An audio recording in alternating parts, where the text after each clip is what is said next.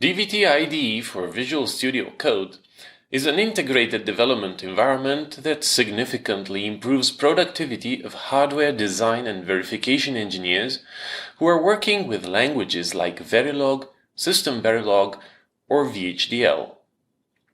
This video focuses on how design engineers can benefit from the features provided by DVT. First, we'll cover some VS Code basics. Then we'll see how DVT analyzes code as you type in order to provide instant compilation errors and maintain an up-to-date model of the design, which is then used by all the other features of the tool. We'll then talk about visualization techniques using structured views and diagrams, and about seamless navigation around code. Next, we'll cover how DVT can help with fixing all sorts of compilation problems and how context-sensitive autocomplete, code formatting, and refactoring can help you write high-quality code fast. In the end, we'll catch a glimpse of DVT VS Code integrating with external tools and source code management. Let's start with a brief overview of the VS Code GUI features. The user interface is divided into 5 areas: editor, sidebar, activity bar, status bar, and the panels area. The editor is where you spend most of your time coding.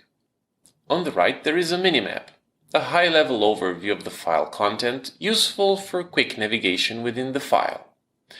Another navigation bar, the breadcrumb, sits above the editor contents. It shows the current location and allows you to quickly navigate between folders, files, and the elements or symbols defined within the current file. Editors can be freely split and moved around. Any basic text editing operation you would expect from a text editor is there, including vertical selection, multiple cursors, code folding, find and replace with regex across multiple files, and so on. However, we will not cover such functions, but rather focus on DVT-specific features. Check the video description for a link to the VS Code user guide section that covers basic editing. The sidebar shows different views that assist you while working on your project.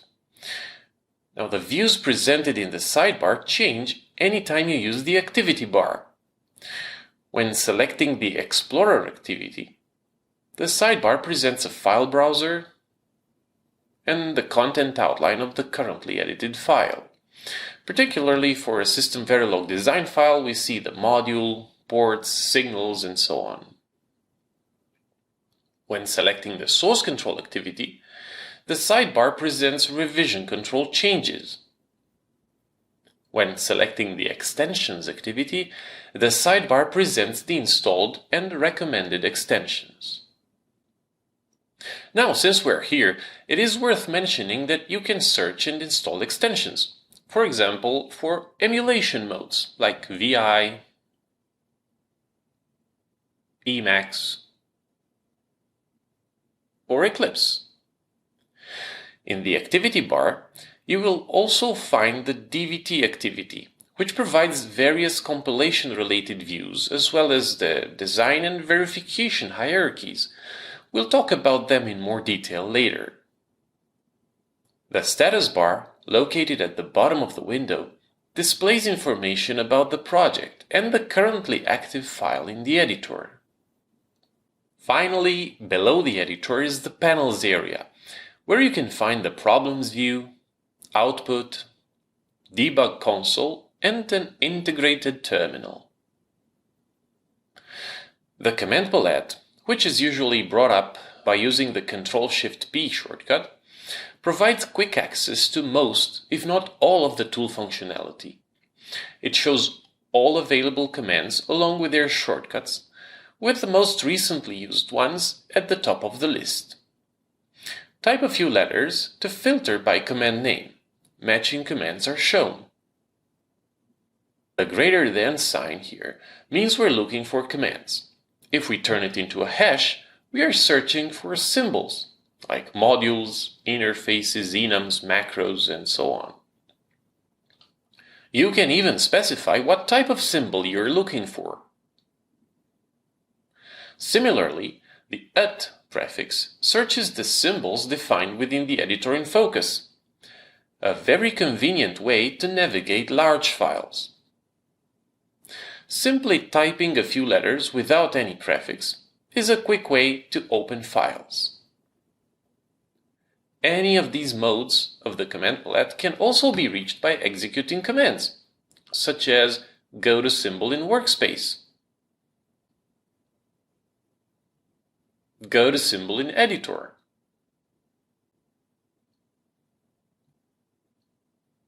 or go to file.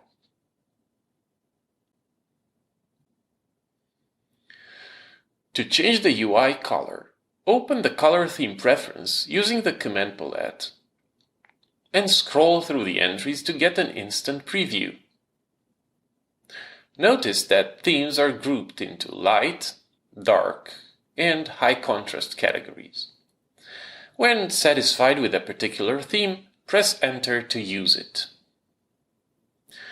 You can find plenty of information about VS Code on the web. This was just a quick introduction. Now let's dive into the DVT IDE for VS Code. We should first mention that at the heart of it there is a built-in SystemVerilog compiler. It analyzes the source code, reports compilation problems, and builds a complete model of the elaborated design. This model is used by all other editing, navigation, and visualization features, from the workspace symbols we've just seen to automatic correction of compilation problems, renaming signals across the design hierarchy, inspecting the values of elaborated parameters or schematic diagrams. Even the most basic features are augmented. For example, the code highlighting. Notice how ports are green while internal signals are black. Input ports in italic versus outputs in regular font. Furthermore, the compiler works incrementally. Whenever you touch the code, the changes are analyzed and the model gets updated instantly, including, of course, any compilation errors. You don't need to wait for seconds or perhaps even minutes to recompile your entire project only to reveal a missing semicolon. All this time spent hunting down trivial syntax errors is cut down to zero. Furthermore, unlike a traditional compiler which stops at the first encountered error, DVT's engines are error resilient and continue code analysis in spite of the errors.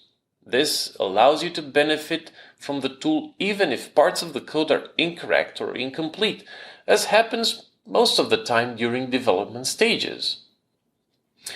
DVT detects a wide variety of common problems on the fly, ranging from simple typos to tricky syntax and semantic issues in RTL constructs.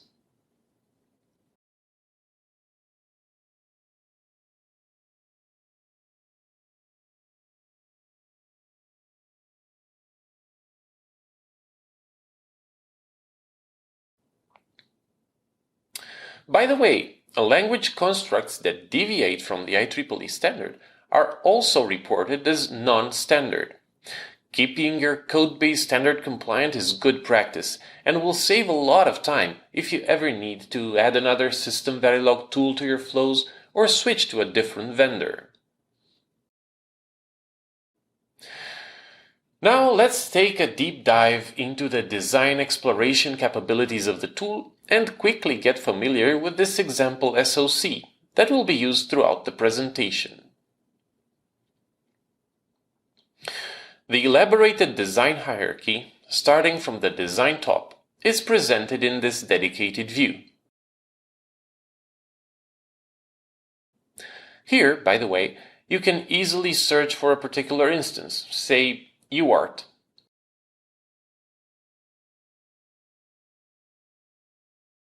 Or for all instances containing a port or parameter with ADDR in its name.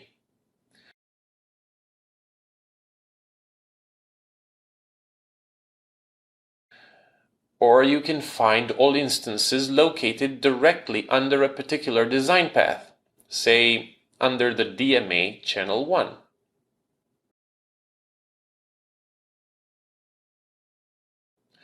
Note that the elaborated parameter values are also presented in the Members panel.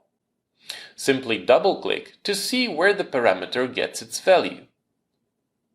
Notice that resting the mouse pointer over the macro displays its value in a tooltip. Probably an even better means to visualize the design are the schematic diagrams.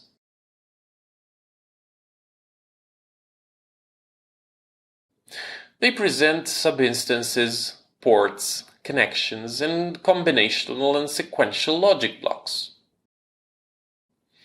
You can dive into subinstances,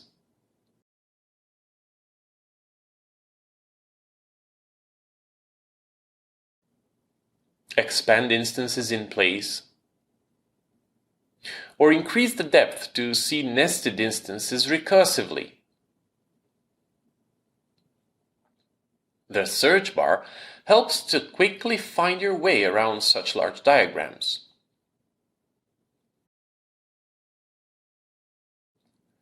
Conversely, you can turn to a flow diagram, where multiple connections from one instance to another are collapsed in a single directional bus, leaving room for a more abstract bird's-eye view of the design.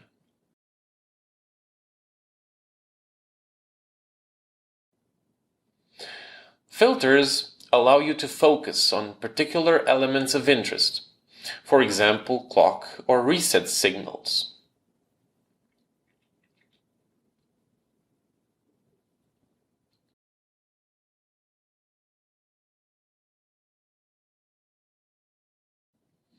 For signals, ports, instances, and logic blocks, you can choose to show connections.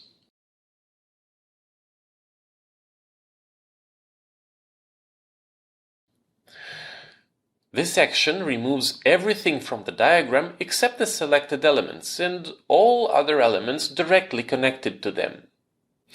You can even see the connections between multiple elements in the same diagram. Diagrams are also a great means to trace signals. For example, this port. Right-click and pick Show Connections.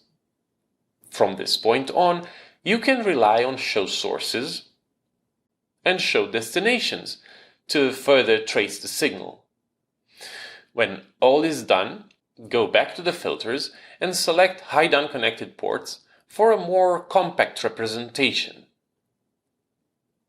For fine-tuning, you can even manually remove unwanted elements from the diagram. When you are satisfied with the looks of it, simply save it to a file to share it with your colleagues or use it for documentation purposes.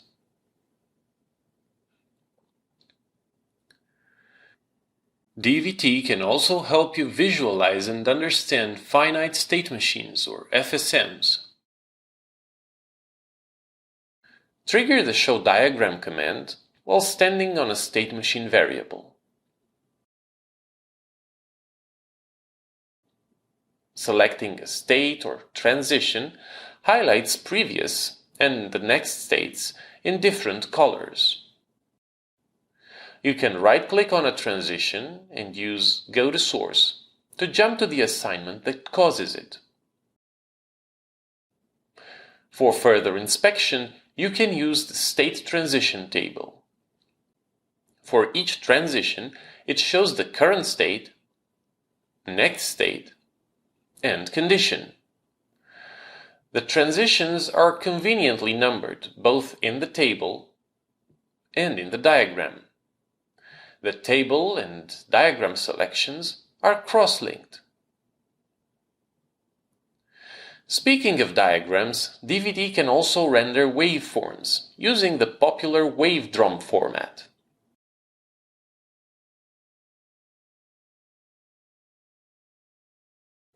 The nicest part is that waveform descriptions can even be embedded into comments between dedicated pragmas. Hover over the comment to see the waveform in a tooltip. Even handier, the same happens when you hover over the module name in a different file, perhaps where it's instantiated.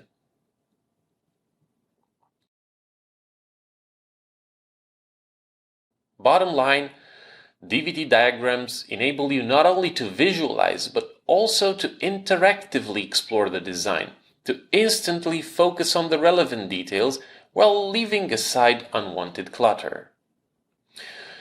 You might have noticed that the status bar gets updated as we navigate up and down the hierarchy in schematic diagrams. This is called the design breadcrumb. If we regard the design as a huge map, then the breadcrumb is our current location marker. It shows a couple of parents from the current module instance, and hovering over it with a mouse pointer reveals the entire path, starting from the design top. Click on it to move around the design using the command palette.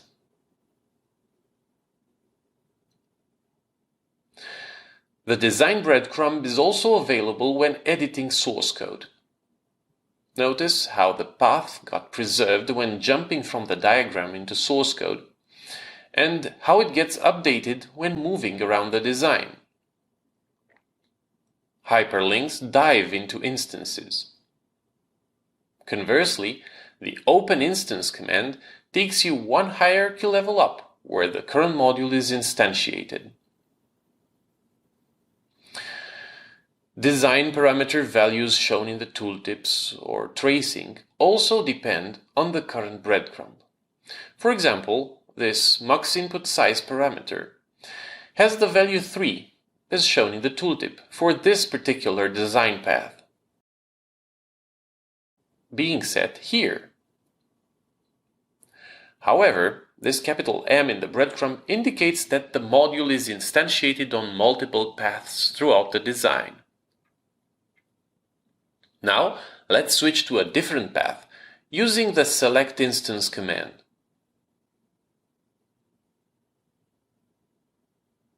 Notice how this gets reflected in the displayed parameter value, which is now 46, getting its value in this other instantiation of the config mux. Speaking of design hierarchy paths, it's good to know that you can easily copy the current path to the clipboard, for instance to use it in a configuration file. Now let's take a quick tour of other navigation capabilities.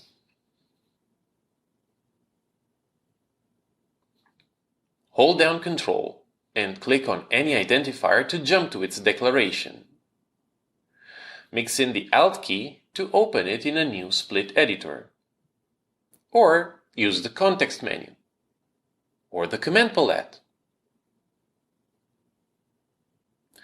As you can see, this works for any language element, modules, ports, signals, macros, and included files. Speaking of preprocessing, it's good to know that DVT can apply preprocessing for a region of code.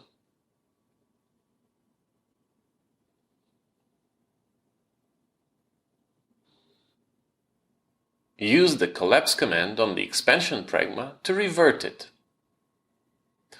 You can go back and forward between the visited code locations like in a web browser.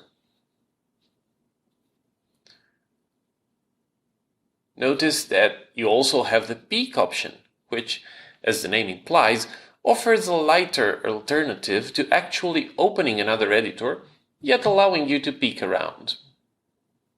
Press the escape key when done.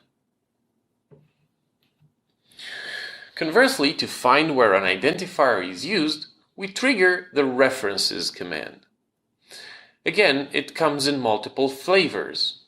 Find All References displays results in a dedicated view in the sidebar. Peek References lets you quickly preview the usages with the arrow keys without leaving your current location in the editor. Enter takes you there, and Escape closes the peek.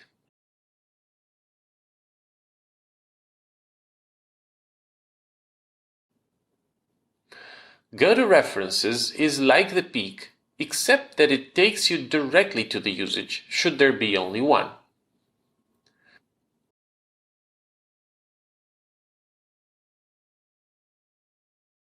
Now, further refinements of the usages are available. Show instances of a module will yield only places where it's instantiated, leaving out other types of references, such as binds or configuration rules.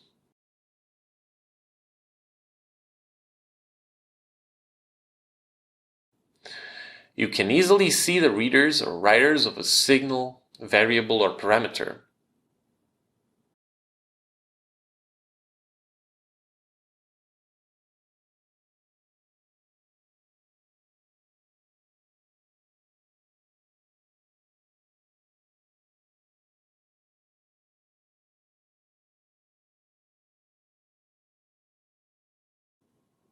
Speaking of writers, you can also use Jump to Assignment to cycle through the places where a signal gets its value, even across hierarchy levels. Naturally, since the tool knows precisely where the name of a module or signal is used throughout the entire codebase, it can accurately perform renames. From the command palette, trigger rename symbol, enter the new name, and press Enter to apply or Shift-Enter to preview the changes. Select the file about to be changed from the list to get a before and after comparison. This is a huge time saver since manually changing the name of a port, module, or macro may involve edits to many files, and text editor searches may require tedious validation because of other elements in the code with similar or identical names. Perhaps now it's worth stressing that all these searches are done semantically within the compiled database. Inaccuracies inherent to text searches are a thing of the past. Not to mention the time wasted with greps and filtering out matches inside comments or strings, or even worse, name collisions.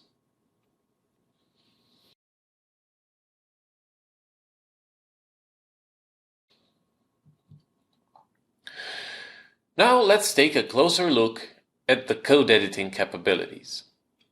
DVT not only provides instant feedback, but also suggests fixes for problems such as mismatched port connections or incomplete sensitivity lists. Let's focus on this non-existing port error, and let's assume we'd want to create the port in the module's declaration. Traditionally, we'd have to add the port to the module's port list and specify its direction and data type as well. On top of that, we'd have some new issues to deal with. The other instances of the module are out of sync with the new port list and would have to be updated. Quite a lot of typing. In contrast, let's apply one of the suggested fixes, namely add port.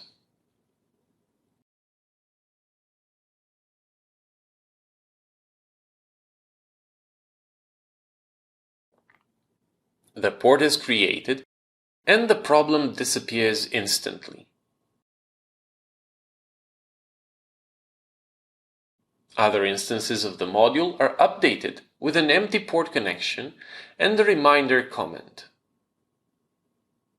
By the way, you can install extensions which scan and present in a dedicated view all the reminders embedded in comments. Now, what if the owner of a module changes some ports without updating all of the module's instances? In this case, we get non-existing port errors, as well as missing port connection warnings. Simply press Ctrl- with the editor cursor on either problem to bring up the list of quick fix suggestions and pick update instance to match the module's definition. Perhaps some of the changes were simple renames and just need to be tied accordingly. But others may require new logic, and again, we can use a quick fix to explicitly declare the implicit signal that resulted from the new port connection. Note how the signal width gets automatically inferred. Now all we have to do is focus on the actual new logic. Let's take another example, this undeclared identifier. This time, let's use the command palette to see the proposed corrections.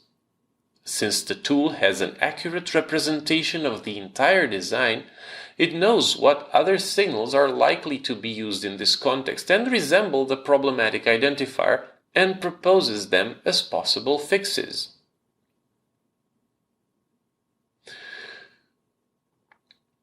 Finally, let's look at this combinational always block. There are a couple of problems detected in the sensitivity list.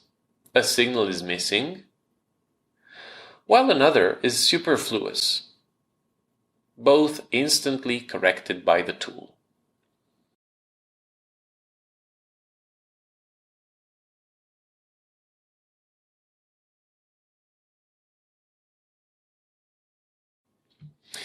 Now let's move on to another powerful tool functionality. IntelliSense in the VS Code terminology, also known as Content Assist or Autocomplete. Simply press Ctrl Space anywhere in your code to get meaningful context-aware completion suggestions. For example, here we only get ports of the instantiated module AHB to APB. Here only parameters of AHB to APB.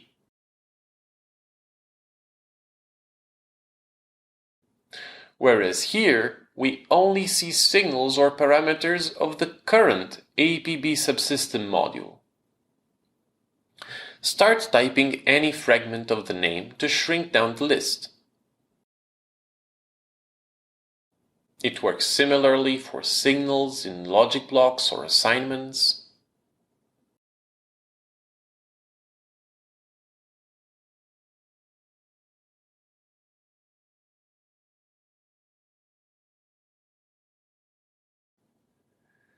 Hierarchical paths in def params or binds.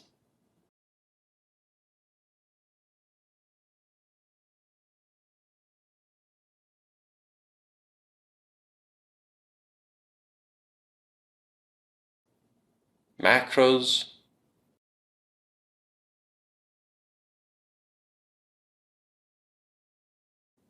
Or includes. Furthermore, you can quickly deploy code templates for language constructs, such as for loop generates,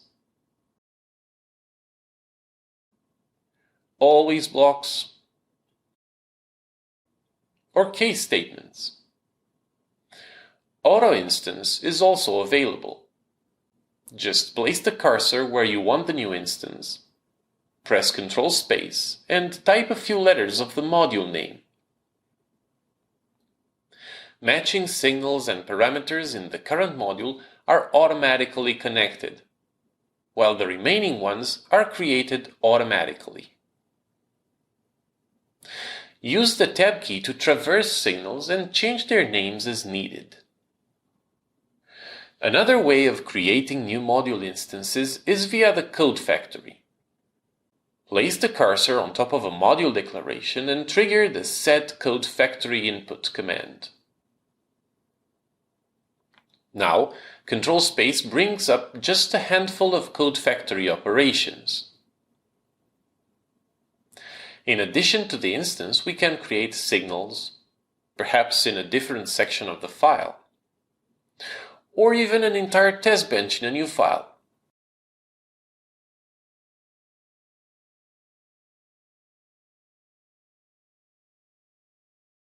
A top module containing signal declarations, the instance, the initialization block, and the clock generator.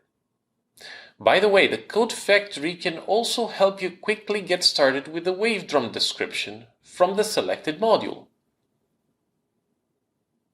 Once you are done using the code factory, trigger the clear code factory input command to return to the regular autocomplete.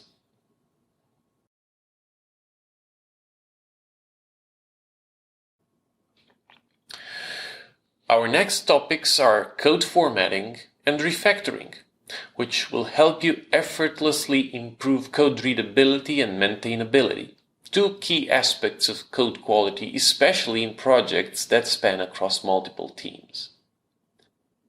This code looks quite messy by any standards. Run the format document command, and everything falls nicely into place. The DVT code formatter is highly customizable. Just run the Open User Settings command, search for DVT formatting, and tune the available knobs in accordance with your code styling guidelines. For example, indentation related, such as consistent alignment of begin-end, module parameter lists, or vertical alignment of ports, port connections, and signal declarations. By the way, it's worth remembering this place. This is where you can find and configure all the tool preferences. Now let's take a look at how the formatter performs in port lists, port connections, signal declarations, and logic.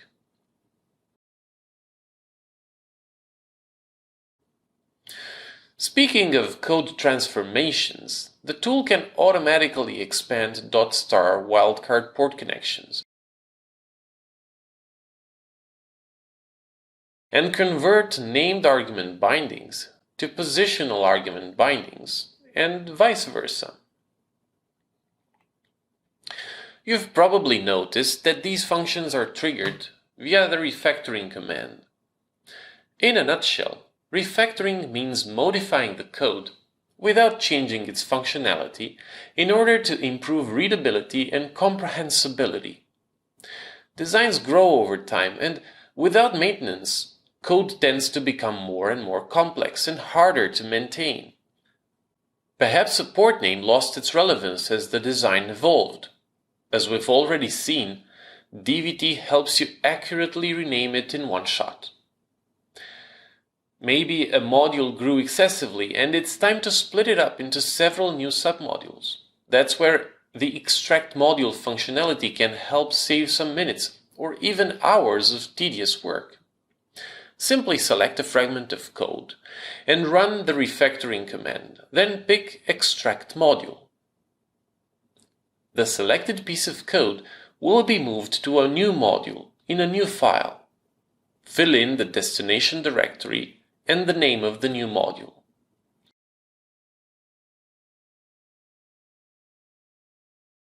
The initial selection is replaced with an instance of the new module. The ports of the new module are automatically created and connected in the instantiation. So far, we've covered lots of visualization, editing, and navigation-related functionalities of the tool. But an IDE does even more than that. It helps you over the entire development process, from writing and reviewing code to simulation and debugging. If you just want to start the simulation, synthesis, or linting from within VS Code without having to switch to a command line, the most straightforward way is from the built-in terminal. But going one step further, you can define tasks, which store a particular run configuration. Select Configure Task from the command palette. The task configuration includes the command or script to be executed, environment variables, and the way output should be handled. Perhaps most importantly, you can configure problem matchers, which grab the standard output of the external tool and show the errors and warnings in the problems view alongside other issues. Instead of grabbing through simulator logs, locating the originating file in the source tree, going to a line, and so on, the source of the error is one click away. VS Code ships with a Git Source Control Manager extension. Most of the source control UI and workflows are common across other revision control extensions. In the case of Git, the file browser shows various one-letter decorations, for example, modified, untracked, or ignored files. The timeline view presents the history of commits. Some useful annotations are also available in the editor, in the gutter and overview ruler. The source control activity provides further functionality. The current branch is shown in the repositories view, and from here you can easily switch to a different branch or create a tag. All changes are presented in the source control view, and from here you can easily stage, view diffs, and even commit.